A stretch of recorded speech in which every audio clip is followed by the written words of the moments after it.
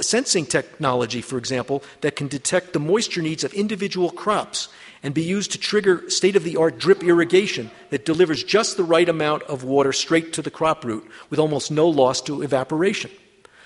Some of this NASA information, by the way, is being used in other countries by China, even some places here in the United States, of course, as well.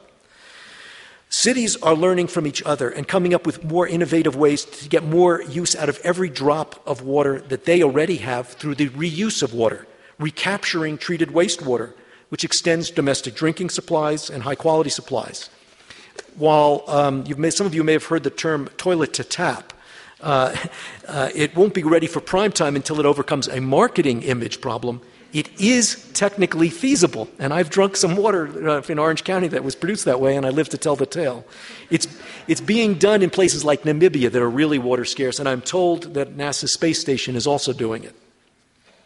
Just one indicator of how much opportunity for ecologically sustainable productivity improvement we in fact have. Consider this. As a nation, the United States reuses only about 6% of our water versus 75% in Israel. 11% in Spain, and a third of Singapore's water is reused by its industry. A lot of room to improve. In fact, as water is growing scarce, wastewater itself is increasingly being viewed as a valuable commodity. Heat is already being recaptured from waste solids, both to power the water treatment plants, and the surplus is actually being sold at a profit back to the electricity grid. In the future, we're probably going to be able to mine out phosphates and other raw materials, in effect recycling them. Corporations are only now beginning to wake up to the bottom line opportunities of improved water management and are starting to measure their own water footprints and finding ways to save money by saving water. At Davos, at the World Economic Forum, not this past one but the one before, the transnational corporations reflected upon the water shortage risks that could disrupt their coordinated international supply lines, their chains in different countries, parts of the world, and they're beginning to address that as well. It's also encouraging that courts and government regulators are beginning to enforce in this country a priority use for environmental flows that protect the health of ecosystems and thus raise the value of water closer to, as Ben Franklin would have said, water's true worth. As water supplies peak out, we're finding that stakeholder groups, that can be environmentalists, farmers, industries, the different users are beginning to come together to cooperatively work and more productively manage that shared resource so that it can be sustainable. Now, while the details of this emerging new water paradigm are still in its embryonic stages of being invented, its two main parameters are coming clearly into view. It must increase the economic productivity of our existing water use, and it must sustain water ecosystems. It also seems clear that the new paradigm must be based on a holistic understanding of the total integrated workings of the entire watershed environment, which includes the size and the timing of flows that are needed to sustain the ecosystem and to support human needs. For example, farming does not need always the same amount of water all year round. It needs reliable water at certain seasons, a very important factor in allocating water in a watershed. The interaction of mountain snowpacks, the surface flows, groundwater, storage, and the recharging of aquifers, and how water quality is affected at every stage. More and more, the holistic toolkit is utilizing nature's own ecosystem services. Increasingly, we're restoring wetlands and forests that provide natural water capture, storage, filtration, and storm buffering services. And engineers are using them to replace the old energy-intensive and polluting concrete solutions. Across America, cities like Philadelphia and Chicago are investing billions of dollars in ecosystem-friendly urban stormwater technologies like pervious concrete, green roofs, and rainwater harvesting. This captures more water for productive use, it minimizes polluting runoff, it recharges aquifers. Just think of what potential benefit it could have for a city like Los Angeles, where 50% of the stormwater still rushes off uncaptured to the sea, adding to the pollution along the way. Finally, there are a whole series of experiments, still in their infancy, with pricing, trading, and banking of water that will hopefully begin the desperately needed shift to a more market-based pricing signals for water. Signals that are going to reward the most efficient users, not simply those with the longest vested interest in water rights, to provide more flexibility in solving local problems, and crucially, to reflect more fully the full value of ecosystem sustainability, obtaining water, delivering it, returning it to nature in the same clean condition that it was originally extracted so that others have the same fair use of it as the original users did. A simple golden rule. One of the most exciting developments of all, I think, is in Australia, which overhauled its water rights system on the Murray-Darling River Basin and set up a water rights trading system. It includes now trading over cell phones, water rights over cell phones, that gives priority use first to environmental sustainability, and the rest of it the water is up for bid. It flows naturally to the most efficient farmers. Now, they had a drought on the Murray-Darling that just recently ended. It was one of the worst droughts anywhere on the planet. They had a 70% decline in the flows in that river, and they were able to go through it without losing any economic production value because they shifted to more efficient crops. They weren't the same crops, but they were able to weather this horrific drought. Look, every era in history has its own defining signature water challenge.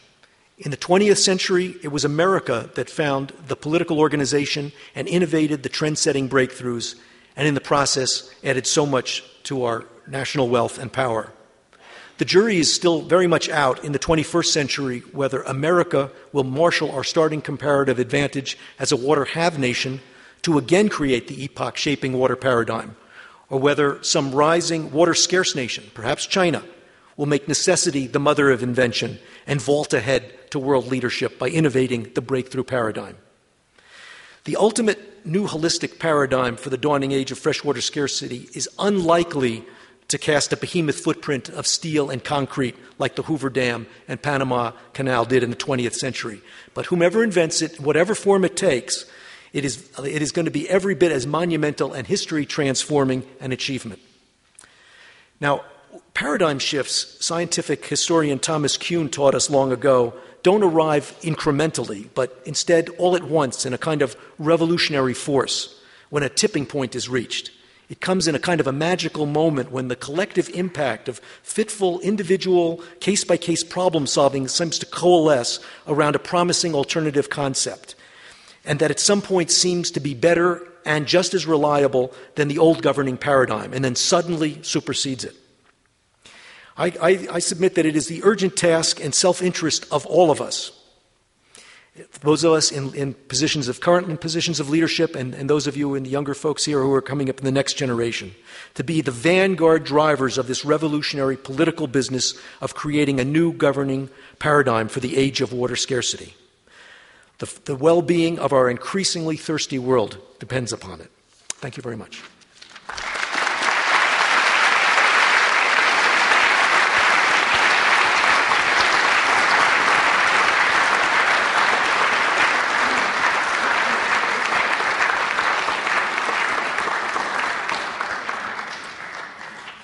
Happy to take questions. So you spent a lot of time talking about government's role in regulating water in the future. How big of an issue is privatization going to be in controlling water in the future? And is this going to be good or bad?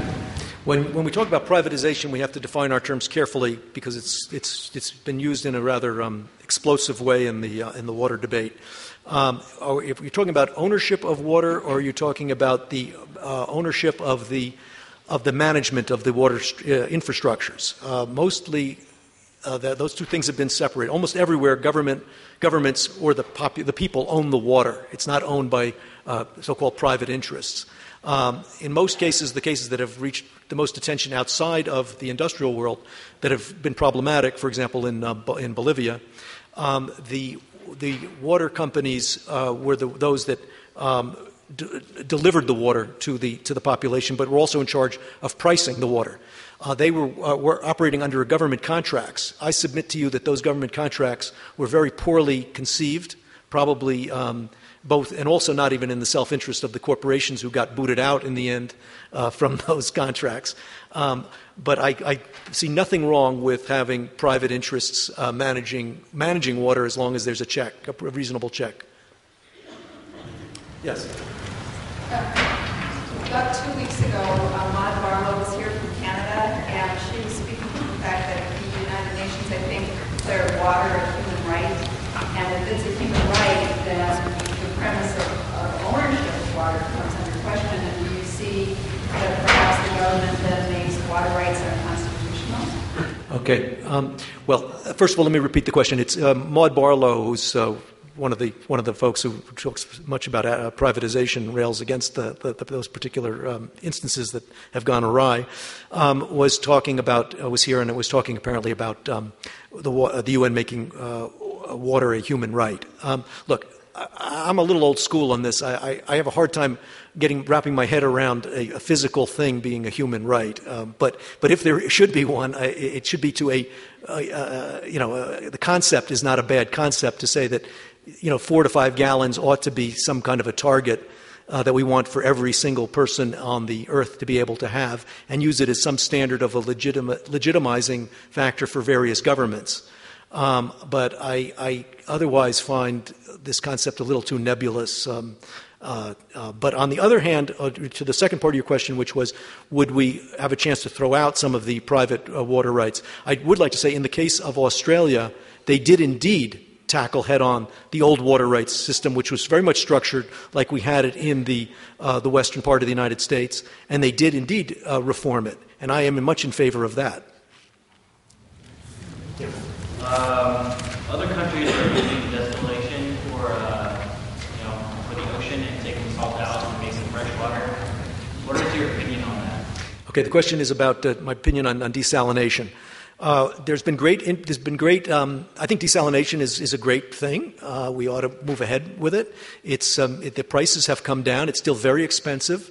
There are going to be some environmental problems associated with it. But the history of engineering is that you solve one problem, create others, and then you got to deal with the next one, right? Try to foresee what we can foresee, and then move on.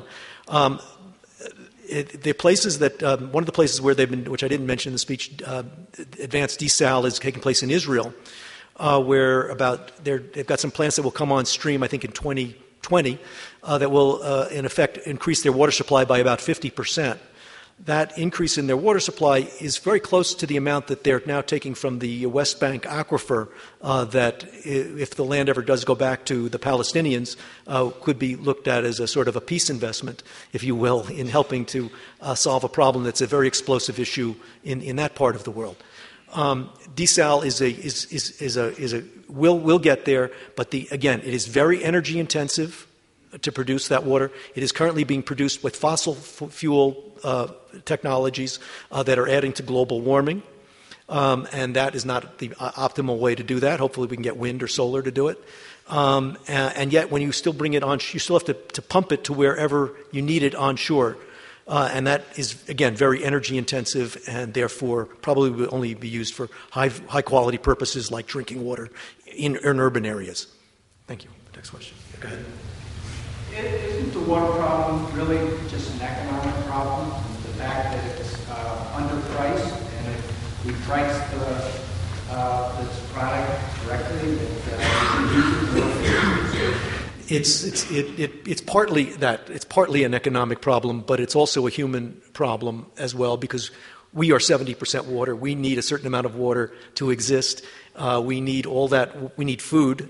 Food is not really producing food. Most of the water in the world, 70% of it goes for producing food. Not in the United States, but in most of the world. It is one of the least economically valued commodities, comparing it to other uses of that water. So if you put a completely free market in water, there'd be nobody producing food, unless the price of food went up to such a price that we couldn't afford it and couldn't survive. So there are lacunas in this problem that need to be tackled, food being one of them. But yes, an injection of free market forces to begin to, in a system of trading that allows it to move to more efficient users is something I'm very much in favor of trying to come up with. I understand that Utah is one state of many where homeowners can't use gray water tanks to recycle their own non-sewage